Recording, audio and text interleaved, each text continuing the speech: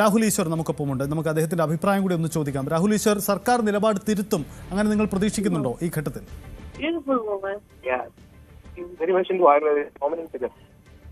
Hello Shri Rahul Easwar, സർക്കാർ നിലപാട് തിരുത്തും എന്ന് നിങ്ങൾ പ്രതീക്ഷിക്കുന്നുണ്ടോ? രണ്ട് കാര്യങ്ങൾ ശ്രദ്ധിക്കണം. ഒന്ന്, എല്ലാ ബഹുമാനത്തോടെയും പറയട്ടെ, സർക്കാർ നിലപാട് തിരുത്തിയാലും ഇല്ലെങ്കിലും ഞങ്ങൾക്ക് ഒരു നഷ്ടവുമില്ല. ശബരിമല യുവതികൾ കയറാൻ പോണില്ല. അതുകൊണ്ട് ആരെന്ത് തിരുത്തിയാലും തിരുത്തിയില്ലെങ്കിലും അവർക്ക് കൊള്ളാം.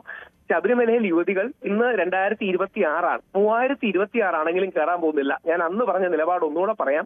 ഞാൻ അടക്കമുള്ള വിശ്വാസികളുടെ നെഞ്ചിൽ ചവിട്ടിയ ശബരിമലയിൽ യുവതികൾ കയറും. അതാണ് ആദ്യം പറയാനുള്ളത്. രണ്ട്, വളരെ ബഹുമാനപരിസരം സർക്കാരിനോടും അഭ്യർത്ഥിക്കാനുള്ളത്, വിശ്വാസികളുടെ വികാരം കണക്കിലെടുത്ത്, ഹിന്ദു ജനവിഭാഗങ്ങളുടെ വികാരം കണക്കിലെടുത്ത്, NSSന്റെ വികാരം കണക്കിലെടുത്ത്, അയ്യപ്പ ഭക്തരുടെ വികാരം കണക്കിലെടുത്ത് അവർ അവരുടെ നിലപാട് സുപ്രീം കോടതിയിൽ മാറ്റണമെന്നുള്ളതാണ് താഴ്മയെ അഭ്യർത്ഥിക്കാനുള്ളത്. അവർ മാറ്റിയാൽ അവർക്ക് കൊള്ളാം എന്നാണ് പറയാനുള്ളത്. കാര്യം അവർ മാറ്റിയാലും ഇല്ലെങ്കിലും ശബരിമല യുവതികൾ കയറാൻ പോകുന്നില്ല. അത് ഇത്രയും കോൺഫിഡന്റ് ആയിട്ട് പറയുന്നതിന്റെ റീസൺ എന്താണെന്ന് അറിയാമോ? കഴിഞ്ഞ പ്രാവശ്യം ആരും കൂടെ ഇല്ലാഞ്ഞിട്ട് പോലും ഞങ്ങൾ പോരാടി ജയിച്ചതാണ് ശബരിമല യുവതി പ്രവേശനത്തിൽ. അതുകൊണ്ട് സർക്കാർ മാറ്റിയാൽ അവർക്ക് നല്ലത് എന്നാണ് പറയാനുള്ളത്. അതുകൊണ്ട് സർക്കാരിനോട് പറയാനുള്ളത്, വിശ്വാസികളുടെ വികാരം മാനിച്ച് അവർ ആ നിലപാട് മാറ്റണമെന്നുള്ളതാണ്. ശരി, വളരെ താങ്ക് യു. എന്തായാലും പ്രതികരിച്ചതിന്. കിരൺ, നമുക്ക് ഈ വിഷയത്തിലേക്ക് വരുമ്പോൾ രണ്ട് കാര്യങ്ങൾ ചൂണ്ടിക്കാണിക്കാം. ഒന്ന്, നിയമസഭാ തെരഞ്ഞെടുപ്പിൽ ശബരിമല തന്നെയാണ് ഏറ്റവും പ്രധാനപ്പെട്ട ക്യാമ്പയിൻ ഐക്കൺ എന്ന കാര്യത്തിൽ തർക്കമില്ലാതാവുകയാണ്. UDF ഒരുപക്ഷെ ശബരിമല ഒരു വലിയ സാധ്യതയായി നേരത്തെ തന്നെ ഏറ്റെടുത്തതാണ്. പക്ഷേ ശബരിമലയെ തന്നെ പിടിക്കുന്ന UDF അത് ബുദ്ധിപരമാണോ എന്ന സംശയം അന്നുണ്ടായതാണ്. പക്ഷേ ഇപ്പോൾ വീണ് കിട്ടുകയാണ് മറ്റൊരു സാധ്യത കൂടി. അപ്പോൾ ശബരിമല തന്നെ ഈ തെരഞ്ഞെടുപ്പ് ഐഡിയ, ഒരുപക്ഷെ സർക്കാർ ശബരിമല ഒരു പ്രധാന വിഷയമാക്കാൻ ആഗ്രഹിക്കുന്നില്ലെങ്കിൽ കൂടിയും UDFന് അത് കൊണ്ടുവരാൻ സാധിക്കും എന്നൊരു പ്രധാനപ്പെട്ട കാര്യം കൂടിയുണ്ട്. അപ്പോൾ തൽക്കാലം ശബരിമല വിഷയത്തിൽ അഭിപ്രായം പറയാതെ മൗനമായി ഇരിക്കാൻ ആഗ്രഹിക്കുന്ന സർക്കാരിന് മുന്നിൽ ഒരു നിലപാട് പറയേണ്ടി വരുമെന്നത് തന്നെയാവാം ഇത്രയും വലിയൊരു രാഷ്ട്രീയ പ്രതിസന്ധിക്ക് കാരണമാക്കുക, അല്ലേ?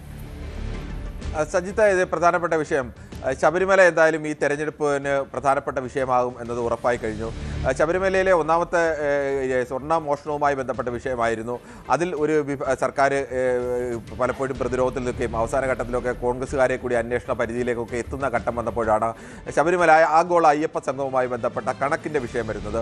ചിലപ്പോൾ ഈ കണക്കിൻ്റെ വിഷയത്തിലോ അല്ലെങ്കിൽ ഈ പറയുന്ന ശബരിമല മോഷണ വിഷയത്തിലോ ഒക്കെ ഇനിയും ഉള്ള മാസങ്ങളുണ്ട്. ഈ 1-2 മാസത്തിനുള്ളിൽ സർക്കാരിന് ചിലപ്പോൾ സർക്കാരിന് അനുകൂലമായ സ്ഥിതിയിലേക്കൊക്കെ ഇതിനെ മാറ്റിയെടുക്കാനോ ഒക്കെ കഴിഞ്ഞേക്കാം.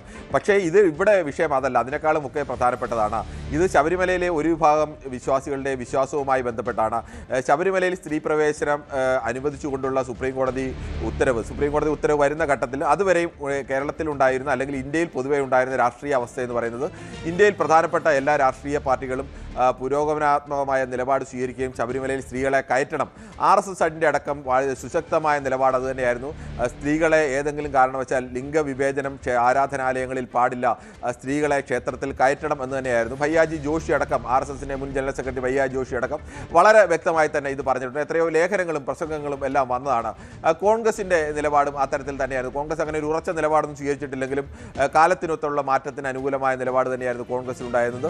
CPMന്റെ നിലപാടും ഇടതു പാർട്ടികളിൽ അങ്ങനെ ഏതെങ്കിലും ഒരു പാർട്ടി കേരളത്തിൽ ശബരിമലയിലെയോ അല്ലെങ്കിൽ സ്ത്രീ പ്രവേശനത്തിന് എതിരായ ഒരു നിലപാട്, പരസ്യ നിലപാട് എടുത്ത ഏതെങ്കിലും ഒരു പാർട്ടിയൊന്നും ഉണ്ടായിരുന്നില്ല. പക്ഷേ ശബരിമലയിൽ സ്ത്രീ പ്രവേശനത്തിന് സുപ്രീം കോടതി വിധി വരികയും ആ വിധിയെ തുടർന്നുണ്ടായ പെട്ടെന്നുണ്ടായ ചില വികാരങ്ങൾ പല ഭാഗങ്ങളിലായി ഉയരുകയും ഒക്കെ ചെയ്തതോടുകൂടി ആ സമയത്ത് അതുവരെ ഉണ്ടായ നിലപാടിൽ നിന്ന് RSS മാറുന്നു. അതോടുകൂടി BJP ആ നിലപാടിൽ നിന്ന് മാറുന്നു. ആദ്യ തുടക്കത്തിൽ സ്വാഗതം ചെയ്ത കോൺഗ്രസ് ആ നിലപാടിൽ നിന്ന് മാറുന്നു. CPMും ഇടതു പാർട്ടികളും ആ നിലപാടിൽ ഉറച്ചു നിൽക്കുന്നു. കേരളത്തിൽ അതേ ചൊല്ലി വലിയ വാഗ്വാദങ്ങളും സമരങ്ങളും അത് കലാപ സമാനമായ അന്തരീക്ഷത്തിലേക്കൊക്കെ പോകുന്നു. കൂടുതൽ വാർത്തകൾക്ക് News 18 Keralam YouTube channel subscribe ചെയ്യുക.